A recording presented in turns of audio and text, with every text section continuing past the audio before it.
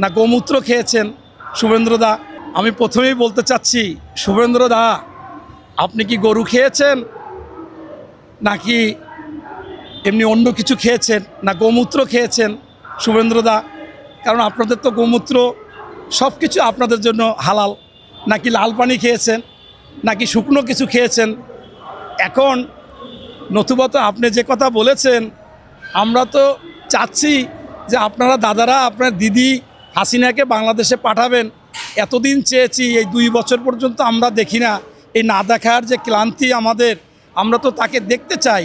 শুভেন্দ্রদা আপনি যেভাবে কথাবার্তা বলেছেন, আমার কাছে মনে হয়েছে যে আপনি কিছু না কিছু খেয়েছেন। গোমূত্র খান, আর আপনি শুকনো খান অথবা লাল পানি খান। বাংলাদেশে মানুষ কি, এটা আপনাকে আবার স্মরণ করিয়ে দিই, আপনি তো ওই কোরবানির সময় গরুও খান। আপনার পাশের একজন এমপি আগে বলেছিল যে ও আর আমি একটা মুসলমানের বাড়িতে গিয়েছিলাম, ও তো গোস্ত খেয়েছে তো খেয়েছে শালা, আবার ওই এক বাটি নিয়ে আসছে বলে যে মদ খেয়ে রাতে খাবো আনে।